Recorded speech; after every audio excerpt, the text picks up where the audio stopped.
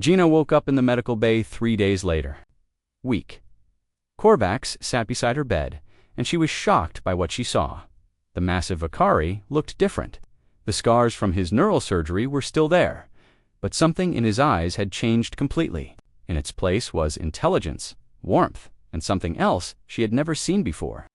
"How long was I unconscious?" she asked. 3 days. "The doctor said you lost a lot of blood. I was ...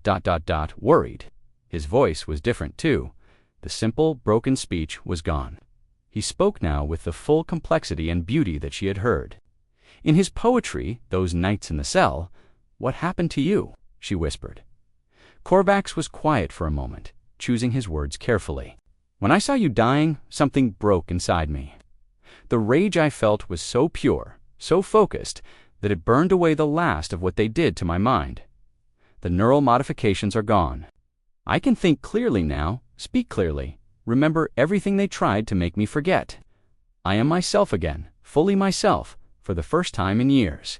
Rest. You are still healing. What about the others? Are they safe? They are more than safe." After our victory, the Threx did not know what to do. They had never seen before beings from different species working together and surviving against impossible odds. Had seen it? They know now that cooperation is not just possible, it is powerful.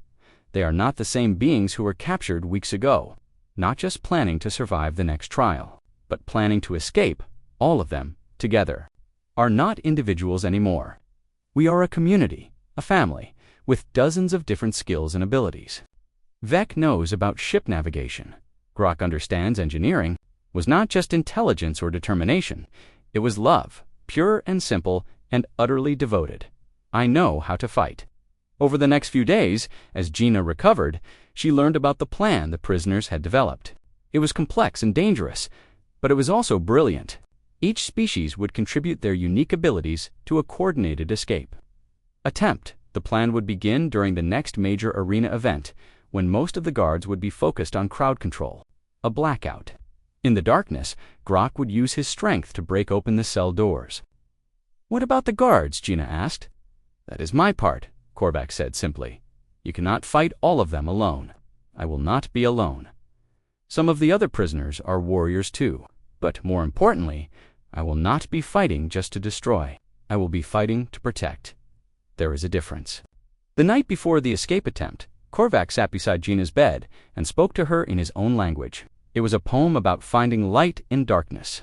He said, "About meeting someone who changes everything. You gave me the ability to create beauty again. I could only destroy. Now I can protect, I can build, I can love."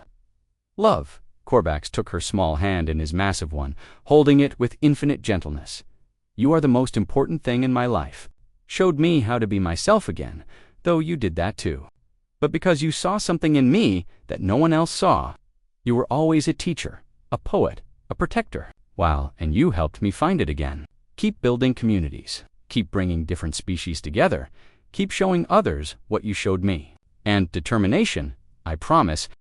During the chaos of a major gladiator tournament, the prisoners put their plan into action. Grok and several other strong prisoners broke down the cell doors. Zex used his knowledge of Threx systems to disable alarms and security cameras. Even in the dark, they began to organize a response. Guards with night vision equipment started hunting the escaped prisoners. Not a mindless beast, not a programmed weapon, but a warrior with a cause. He fought with intelligence and strategy, using the fortress itself against its defenders. Escaped prisoners had advantages the Threx did not expect. More importantly, they were fighting for their freedom and for each other, captive in the entire fortress. Hundreds of beings from dozens of species crowded into the stolen Threx transport ships. As their ship lifted off from the fortress, Gina looked back at the place that had been their prison. It was burning now, its defenses broken by the coordinated attack of species that had learned to work together. But what about after? What happens when we reach safe territory? Species can work together. We keep proving that cooperation is stronger than violence. Gina leaned back in her seat and smiled. Her words, which had once seemed meaningless to everyone around her, had started something that would change the galaxy. That communication and understanding were not signs of weakness, a love deeper than any language could express. with someone who had chosen to protect her, not because he was programmed to. Heading toward human territory and safety, Gina realized that this was just the beginning. The community they had built in the Threx arena would spread. Other species would learn what they had learned. The galaxy would never be the same. Her words had meant everything after all. 3 days had passed since the crash. Daeho's stomach felt like it was eating itself from the inside. He had rationed his food bars carefully, but they were almost gone. Water was not a problem thanks to his purifier, but he needed real food, soon or he would die. The creatures still visited him every night. During the day, he sometimes saw shadows moving between the crystal trees. Watching him from a distance, this morning, hunger drove him to take action. He could not wait for rescue anymore. He had to find food. Daeho packed his utility knife and water bottle.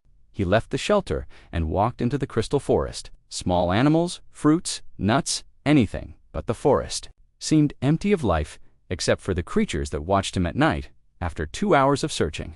A small clearing where tiny purple creatures hopped between the crystal formations. He was too slow. The animal jumped away with a sound like a small thunderclap. All the other creatures scattered, disappearing.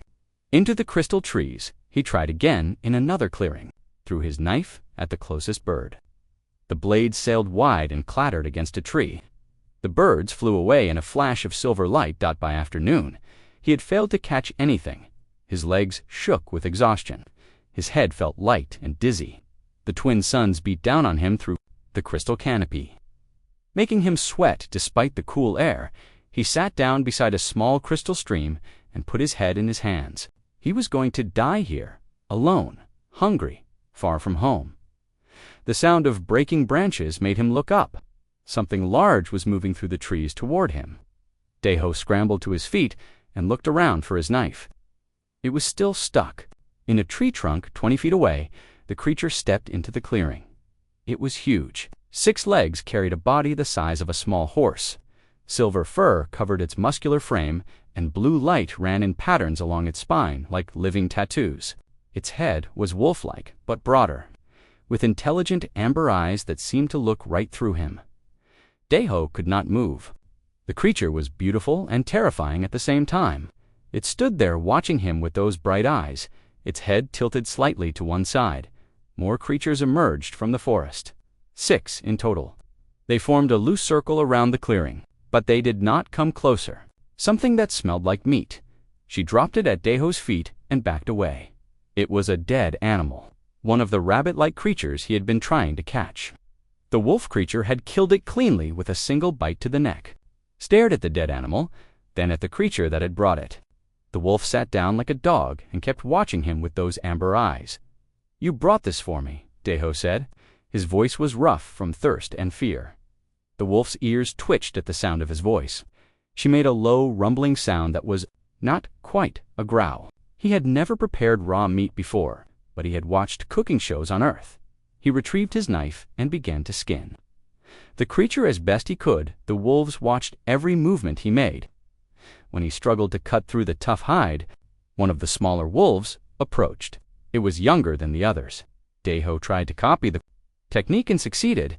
"Thank you." Bad. Like chicken mixed with fish. As he ate, he noticed the wolves were still watching him. Their ribs showed through their silver fur, and their eyes followed every bite he took. Daeho looked at the meat in his hands, then at the wolves. They had given him food when he was starving. The least he could do was share. He reached into his pack and pulled out his last food bar. It was meant to be his dinner, but these creatures needed food too. He broke it into 6 pieces and threw one to each wolf. The scarred female sniffed. Her piece carefully widened. They ate the strange human food and made satisfied rumbling sounds. The young wolf approached Daeho again. This time it came close enough for him to touch. Its fur was incredibly soft, and warmth radiated from its body. The wolf allowed him to pet its head for a moment before stepping back. "You understand me, don't you?" Daeho said. "You're not just animals. You're smart." The scarred female made a sound that was almost like a bark. She turned and walked toward the edge of the clearing, then stopped and looked back at him. "You want me to follow you?" Daeho realized. He gathered his things and followed the wolves deeper into the forest. They led him to a place where warm water bubbled up from the ground, creating a small pool among the crystal trees. The water, it was clear and smelled faintly of minerals. The wolves lay down around the pool and watched as Deho washed the blood from his hands. When he was done, the scarred female approached the water and began to drink. The others followed her example. It was like being invited to join their family as the suns began to set. The wolves did not leave. They settled around the pool and closed their eyes. The young one curled up near Deho, close enough that he could feel its warmth. For the first time since the crash, Deho felt like he might survive. He was not alone anymore. These creatures had chosen to help him, and he had chosen to help them in return. He fell asleep, listening to their soft breathing, and the gentle sound of water bubbling from the ground. In his dreams, he heard them calling to each other across the glowing forest, and somehow he understood that they were calling him home. 2 months had passed since Deho first met the wolves, and showing him which materials were strongest every day brought new discoveries about his unusual companions. The scarred female was clearly the leader. Deho had started calling her Hannah because she reminded him of his grandmother, who had also been strong and protective. Hannah made all the important decisions for the pack. The young wolf who had first approached him became Jan. She was curious about everything and often brought him interesting objects she found in the forest, strange flowers that glowed in the dark, smooth stones that hummed when touched. Once she even brought him a piece of metal from another crashed ship, much older than his own. The largest male was Ben. He was the scout who always knew when storms were coming or when other creatures were nearby. His fur was darker than the others, almost black with silver streaks. She was smaller than Hannah, but faster than lightning. Deho had seen her catch 3 of the rabbit creatures in a single run. She always shared her kills with the pack, and with him, Tay was the guardian. He was missing one eye from an old fight, but he was still fierce when protecting the family. He positioned himself between Deho and any potential danger. When Deho cut his hand on a sharp crystal, she brought him leaves that stopped the bleeding and prevented infection. When Jan hurt her paw on a thorn, Nari licked the wound and it healed perfectly in just 2 days. The wolves had taught. They showed him which plants were safe to eat and which ones would make him sick. There were purple berries that tasted like honey and provided energy for hours, blue mushrooms that grew near the warm springs and helped him sleep better at night. They taught him how to move silently through the crystal forest, how to read the wind for signs of weather changes. He built simple tools that made their lives easier. A device that could crack the hard shells of certain nuts they loved to eat. A shelter near the pool that protected them from the fierce storms that sometimes swept across the planet. The most useful thing he created was a trap for the rabbit creatures.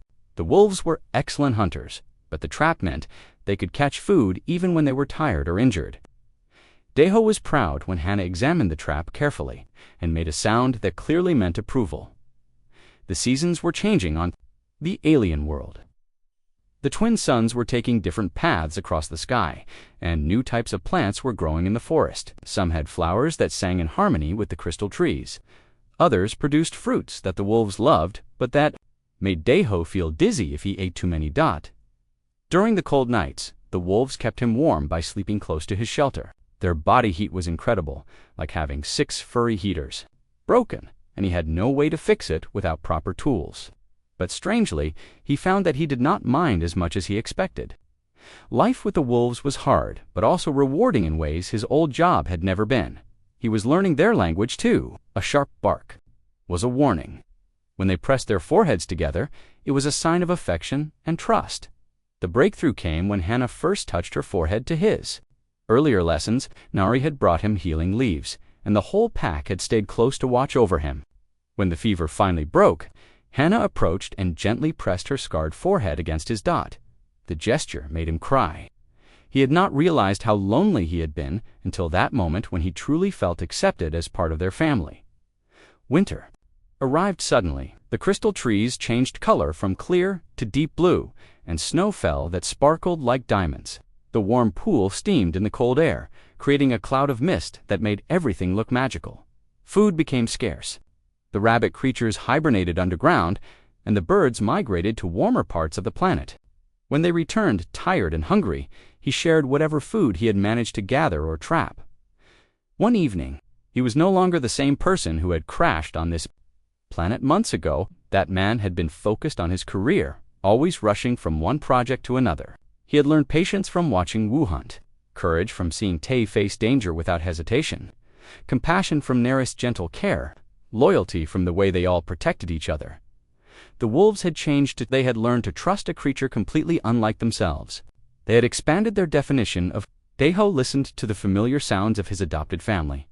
Hannah's steady breathing, Yan, small snores. The way Tay shifted position every hour to check for danger, even in his sleep. He thought about the people from his crashed ship. They had left him behind and continued toward the mountains. If they had perished in the wilderness, he hoped they were safe, but he no longer felt angry about being abandoned. If they had not left him, he would never have met the wolves. He would never have learned what it meant to be truly part of a family. He would never have discovered this strength inside himself that he never knew existed. The storm passed by morning. The world outside was covered in sparkling snow, and the crystal trees rang like bells in the wind. Yan bounded out of the shelter and began playing in the snow. Barking with joy, Daiho laughed and joined her. The other wolves emerged, and soon they were all rolling in the snow together. He would never leave this place. This was his home now. Spring came to the crystal planet with a burst of color and sound. The trees changed from winter blue to bright rainbow hues, and new flowers bloomed everywhere. The air filled with the songs of returning birds and the chimes of growing crystals. Daiho had been living with the wolves for 6 months now. His skin was darker from the twin suns, and his body was stronger from the hard life in the wilderness. He could hunt alongside Wu, track scents like Bin, and even understand most of what the wolves said to each other. One morning, Bin returned from scouting with unusual excitement. He ran circles around the pack and made urgent barking sounds. The other wolves gathered around him. Listening carefully to his report, Hannah looked at Daiho and made the gesture that meant follow. The whole pack began moving deeper into the forest, toward areas they had never shown him before. They traveled for hours through parts of the crystal forest that grew thicker and stranger. Here the trees were ancient, their trunks twisted into impossible shapes. Some crystals were as big as buildings, and their surfaces showed reflections of things that were not really there. Finally, they reached a clearing where the ground was covered in smooth black stone. In the center stood structures that were clearly not natural. Walls made of the same black stone rose in geometric patterns. Doorways opened into darkness. Strange symbols were carved deep into every surface. Ruins, Daiho whispered. Someone built this place. The wolves seemed comfortable here, as if they had visited many times before. Yan ran ahead and disappeared through one of the doorways. Her bark echoed from inside, calling for them to follow. Daiho stepped carefully into the ancient building. The walls were covered in pictures carved into the stone. As his eyes adjusted to the dim light, he began to understand what he was seeing. The carvings showed 2 types of creatures living together. One type looked almost exactly like humans, but taller and thinner, with longer arms and large eyes. The other type looked like the wolves, but walking on 2 legs and using tools with their front paws. In picture after picture, the 2 species worked side by side. They built cities together, they explored the stars together, they raised children. Together with the wolf creatures caring for the human-like babies and the humans teaching the wolf pups, your people and mine, Daiho said to Hannah, who was standing beside him. We were friends before. Hannah pressed her forehead against his arm the way she did when she was pleased about something. Deeper in the ruins, Daiho found more amazing things. A room full of star maps showing the locations of many worlds.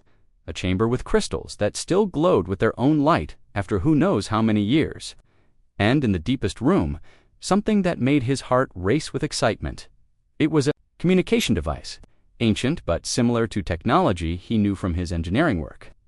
Most of it was broken or missing, but the main components were still there. With the right materials and enough time, he might be able to make it work. Daiho spent hours examining the device while the wolves explored other parts of the ruins. The technology was advanced, but not impossible to understand. The builders had used crystals to amplify signals across vast distances of space. Some of the crystals were cracked or missing entirely. Others had lost their power over the centuries. but the basic structure was sound. If he could find replacement crystals and repair the damaged circuits, he might be able to send a message to passing ships. The suns were setting. The wolves were waiting for him patiently, though Jan was clearly eager to return home to their warm pool that night. As they huddled together in their shelter, Deho thought about what he had discovered. The ruins proved that humans and creatures like the wolves had been partners before. It explained why the pack had accepted him so easily. Deep in their genetic memory was the knowledge that his kind could be trusted, but the communication device presented him with a difficult choice. If he could repair it, he could call for rescue. He could return to human civilization, to his old life and his old job. The problem was that he no longer wanted to leave. Over the following weeks, Deho returned to the ruins again and again. He studied the carvings and learned more about the ancient partnership between the two species. The human-like beings were called the Kithari. They had been explorers and builders, always reaching for new worlds and new knowledge. The wolf creatures were their companions in every endeavor. They served as guides, protectors, and friends. The two species had been so close that they were almost like one people with two different forms. Something had happened to end their partnership. The newer carvings showed the Kithari leaving in great ships, while the wolf creatures remained behind. The final pictures showed the wolves becoming more animal-like over time, forgetting their tools and their partnership with the star travelers. But they had not forgotten everything. When Deho appeared, hungry and lost, something in their blood remembered. They knew he was meant to be their partner, even if they could not explain why. Deho began gathering materials to repair the communication device. He needed specific types of crystals, certain metals, and components from his crashed ship. The wolves helped him search, though they did not understand exactly what he was doing. Then brought him crystals that hummed with the right frequency. Nari found metal deposits in caves near the warm springs. Even Young contributed by bringing him small wires and circuits from other crash sites scattered across the planet. As he worked, Deho told them what he was doing. He explained that the device might allow him to talk to other humans who were far away among the stars. The wolves listened carefully, their intelligent eyes watching his face. He could see that Hannah understood the implications. If other humans came, they might want to take him away. They might see the wolves as dangerous animals instead of intelligent partners. But Hannah did not try to stop him from working. She trusted him to make the right choice, just as he trusted her to protect the family. The repair work was slow and difficult. Many of the components were completely alien to him, despite his engineering background. He had to experiment with different crystals and circuit configurations, often failing and starting over, but gradually the device began to show signs of life. Lights flickered on panels that had been dark for centuries. Crystals began to glow with stored energy. The air around the device started to hum with power. After 3 months of work, Deho finally succeeded in sending a signal into space. It was weak and would not travel very far, but it was a real distress call that any passing ship could detect out. Now all he could do was wait and hope that someone would hear his message and decide what he would say to them when they arrived. 2 years had passed since the crash. Deho barely remembered the man he used to be. His hair was longer now, bleached lighter by the twin suns. His hands were rough with calluses from building and hunting. His body was lean and strong from the hard life on the crystal planet. The communication device had been working for weeks, sending its weak signal into space. Every day Deho checked it for responses, but space remained silent. He was beginning to think no one would ever hear his call. Then, one morning, the device crackled to life. Unknown signal source. This is the merchant vessel Star Runner. We have received your distress call. Please respond. Deho's hands shook as he activated the response function. After so long, he was actually talking to other humans. Star Runner, this is Kong Deho, survivor of transport ship crash on planet Kithar. I am alive and in need of assistance. The response came quickly. Deho, this is Captain Kim Minwoo. We have your location. We can reach you in approximately 3 months. Are you injured? Do you need immediate medical supplies? 3 months. After 2 years of isolation, rescue was finally coming. Deho should have felt joy, but instead he felt a strange sadness. I am not injured, Captain. I am managing to survive here. Understood. We will maintain communication and update you on our progress. Star Runner out. The device fell. Silent, Daeho sat in the ancient ruins, staring at the crystals that had made contact possible. They had learned to sense his moods, and they knew something important had happened. Hannah approached and pressed her forehead against his shoulder. Her touch was warm and comforting, as it had been hundreds of times over the past 2 years. "They're coming," he told her. "My people. They're coming to take me home." Hannah made a soft sound deep in her throat. Not quite a whine, but close. She understood what rescue meant, even if she could not speak human words. Over the following days, Daeho found it hard to focus on normal activities. The wolves continued their daily routines of hunting and patrolling, but they stayed closer to him than usual. Even Bin, who normally kept his distance, began following Daeho around the territory. Yan was the most affected. She had grown from a curious youngster into a beautiful adult wolf, but she still acted like a puppy around Daeho. Now she refused to leave his side, as if she sensed that their time together was limited. 2 weeks after the first contact, Daeho began to feel sick. At first he thought it was just stress from the upcoming rescue, but the symptoms got worse quickly. He developed a harsh cough that would not go away. His chest hurt when he breathed deeply. His energy disappeared, leaving him weak and tired. Nayar, I brought him every healing plant she knew, but nothing helped. The wolves watched him with growing worry as he got sicker and sicker. The problem was the crystal dust.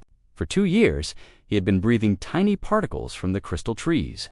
The human body was not designed to process such material. The dust had built up in his lungs and was slowly poisoning him.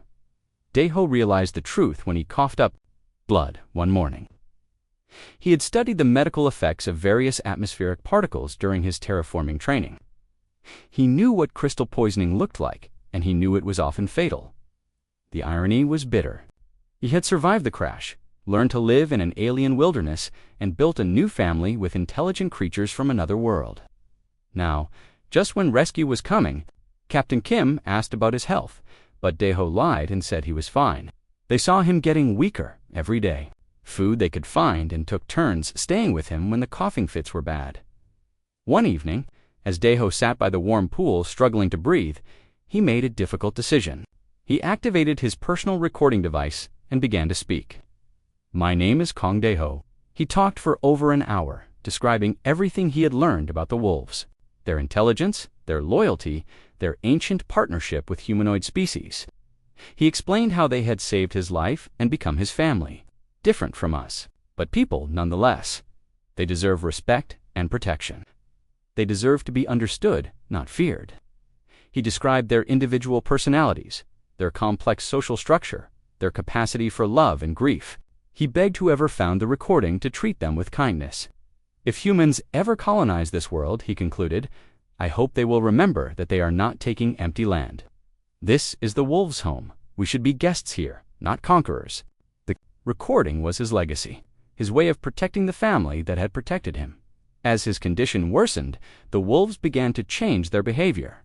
They stopped hunting as far from home, keeping the pack close together, never leaving over him, never leaving him alone. Always been protective, now barely left Daeho's side. The old wolf seemed to understand that a different kind of danger was threatening their family, one that could not be fought with teeth and claws. 2 months into his illness, Daeho could barely walk from his shelter to the pool. The wolves had to help him drink water and eat the soft foods they brought him. He spent most of his time sleeping, dreaming of running through the crystal forest with his adopted family. Captain Kim's voice still came through the communication device every few days, updating him on their approach. They would arrive in less. Then for weeks now, Daeho wondered if he would live to see them. But more than that, he wondered what would happen to the wolves when the humans arrived. Would the rescue team understand what these creatures really were? Would they see them as dangerous predators to be driven away? The thought of his family being hurt because of his rescue was unbearable. Listening to the familiar sounds of his pack sleeping around him, Daeho made peace with his situation. He had lived 2 years longer than anyone could have expected after the crash. He had experienced love and belonging in ways he never had on Earth. He had discovered something wonderful about the universe and about himself. If this was where his story ended, it had still been a good story. Outside, The crystal trees chimed softly in the night wind, and the wolves dreamed their ancient dreams of partnership with the stars. The rescue ship was only 1 week away when Daeho collapsed beside the warm pool. He had been trying to wash himself, preparing for the arrival of other humans, when his legs gave out completely. The crystal poisoning had reached his nervous system. Hannah found him there, struggling to breathe in the shallow water. She barked once, a sharp call that brought the entire pack running. Together, they pulled him from the pool and carried him to his shelter. Daeho could no longer speak clearly. The words came out slurred and broken. But he did not need words to communicate with his family. They understood his condition better than any human doctor could have. Nari brought him soft moss to lie on and flowers that helped with the pain. Wu hunted for the most tender meat she could find, though Daeho could barely swallow. Bin stood guard at the shelter entrance, his dark fur bristling with protective anger at an enemy he could not fight. Yan refused to leave his side. She curled up next to him, her warm body providing comfort through the worst moments. Sometimes she would lick his face gently, the way she had when she was still a pup and he was teaching her to trust humans. Tay paced around the shelter like a caged animal. The old guardian had fought many battles in his life, but he had never faced anything like this. His pack leader was dying, and there was nothing he could do to stop it. The communication device crackled with regular updates from Captain Kim. The rescue ship was making good time. They would be in orbit soon, ready to land and take him home. Wanted to tell them not to come.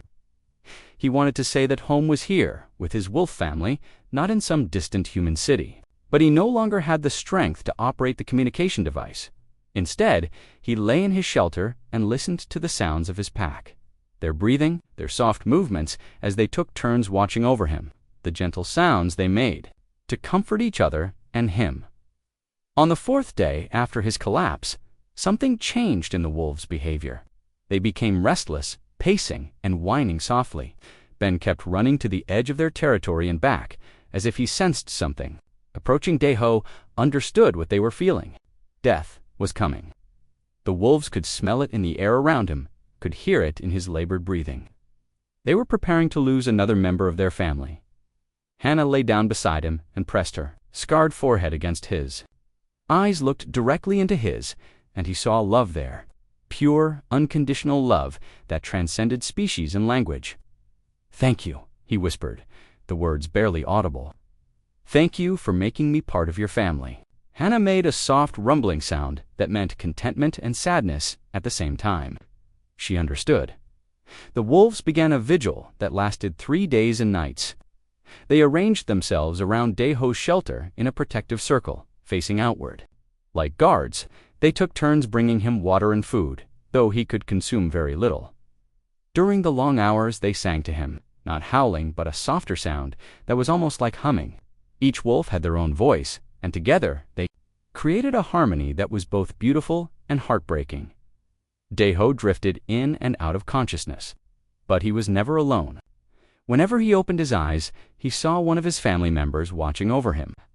Their presence was a comfort greater than any medicine. On the 2nd night of the vigil, Yan did something extraordinary. She left the shelter briefly and returned. With something in her mouth, it was a small crystal flower, one of the rare ones that bloomed only during certain moon phases. She placed it carefully next to Daeho's head. The other wolves followed her example. They brought him gifts, smooth stones from the warm springs, feathers from the silver birds, even a piece of the ancient carved stone from the ruins. Each gift was placed with ceremony as if they were creating a shrine. Daeho realized they were preparing him for death the way their species had always done. They were honoring him as they would honor any beloved pack member. The thought made him cry, though he had no strength left for real tears. On the 3rd day, Daeho's breathing became very shallow. The wolves sensed that the end was near. They moved closer, forming a tight circle around him. Each one touched him with their nose or paw, saying goodbye in their own way. Hannah was the last to approach. She lay down beside him and placed her head on his chest, listening to his failing heartbeat. Her presence was warm and comforting, like being held by a loving parent. "I'm not afraid," Daeho whispered to her. "Because of you, I'm not afraid." The crystal trees outside began to glow. With their evening light, The familiar chimes filled the air, the same sounds that had welcomed him to this world 2 years ago. Everything was coming full circle. As consciousness faded, Daeho heard a new sound in the distance, the roar of rocket engines cutting through the atmosphere. The rescue ship had arrived, but it was too late for rescue. And perhaps Daeho thought, as darkness closed around him. That was exactly as it should be. His last sensation was the warmth of his wolf family surrounding him. There. Love keeping him safe as he crossed from one world to the next. He died knowing that he had been truly loved, truly accepted, truly home. The wolves felt the moment when his heart stopped beating. They raised their voices together in a song of grief that echoed across the crystal forest. It was a sound of loss, but also of love that would never die. They did not move from their positions around his body. Even as the rescue ship landed in the distance and human voices called out across the wilderness, the wolves maintained their vigil. They had promised to protect their family member, and they would keep that promise even in death. No one would disturb his rest while they had strength to guard him. The crystal trees chimed softly in the evening breeze, as if the planet itself was singing farewell to the human who had learned to love an alien world and its people. Captain Lee Young-soo stepped out of his rescue ship onto the crystal surface of Cathara. The landscape was unlike anything he had ever seen. Trees made of living crystal stretched in all directions, chiming softly in the alien breeze. 2 purple suns hung in a violet sky, casting rainbow shadows across the ground. "Daeho!" he called out. "Kong Daeho, this is your rescue team. Please respond." There was no answer. The captain led his team toward the signal source. They had been tracking Daeho's communications for the past week, but all contact had stopped 3 days ago. Young-soo hoped the man was simply too weak to operate his equipment. They followed the signal through the crystal forest, their boots crunching on the strange purple soil, sad about it, an emptiness that spoke of loss. "Captain," called out Dr. Park Min-ho, the team medic, "I'm reading life signs ahead. Multiple large animals." Young-soo raised his hand, signaling the team to stop. Through the crystal trees, he could see movement. Large shapes arranged in a circle around what looked like a small shelter, raising her weapon. Big ones. They might have attacked the survivor. "Hold your fire," Young-soo ordered. He had seen many things in his years of space travel, and something about this scene felt wrong for a predator attack. "Let's observe first." They crept closer through the trees. The wolves were indeed enormous, each one the size of a small horse. Their silver fur gleamed with an inner light, and strange blue patterns ran along their spines. But they were not behaving like wild animals. They sat in perfect formation around the shelter, facing outward like guards. Their posture was alert, but not aggressive. They looked like they were protecting something, not threatening it. "Captain," Dr. Park whispered, "look at their condition. They're thin, almost starving." Young-soo studied the wolves more carefully. The medic was right. These creatures looked like they had not eaten in days, but they showed no interest in leaving their positions. "It's like they're on guard duty," he murmured. The team waited and watched for over an hour. The wolves never moved from their circle. Occasionally, one would make a soft sound, and the others would respond. But they never broke formation. Finally, Young-soo made a decision. "We're going in, but weapons down." The team approached, slowly, hands visible and empty. The wolves noticed them immediately. Their ears perked up and their muscles tensed, but they did not attack. Instead, they seemed to be studying the humans with intelligent eyes. The largest wolf, an old female, with scars across her muzzle, stood up slowly. She looked directly at Young-soo and made a sound that was almost like speech, not words, but definitely communication. "She's trying to tell us something," Dr. Park said softly. The scarred wolf approached the shelter entrance and looked back. At the humans, her meaning was clear. "Look inside," Young-soo stepped forward carefully. The wolf did not threaten him, but her eyes never left his face. Shelter, Young-soo found Kong Daeho. The man lay on a bed of soft moss and crystal flowers. His eyes were closed, his face peaceful. Around his body were arranged small gifts, smooth stones, colorful feathers, pieces of carved crystal. It looked like a shrine. "But this is not how I expected to find him." Dr. Park entered the shelter and knelt beside the body. No signs of violence, no wounds. He looks like he died of natural causes. The medic paused, studying the scene. Captain, these gifts. Animals don't do this. This is a funeral arrangement. Young-Soo looked around the shelter more carefully. Everything was clean and organized. The man's belongings were arranged neatly. There was even a small device still running in the corner. His personal recorder, Young-Soo realized. He activated the playback function and listened to Daeho's final message. The recording lasted over an hour. As it played, Young-Soo began to understand what he was seeing. These were not wild animals. They were people. Different from humans, but people nonetheless. The wolves had been Daeho's family. They had cared for him, learned from him, and loved him. When he died, they had honored him with gifts and maintained a vigil over his body. "My God," Dr. Park whispered. He lived with them for 2 years. They were his companions. Young-Soo emerged from the shelter to find his team surrounded by the wolves, but not threatened. The creatures were simply curious about these new humans. One of the younger wolves, a female with bright silver fur, was sniffing at Lieutenant Choi's equipment. The scarred leader approached Young-Soo again.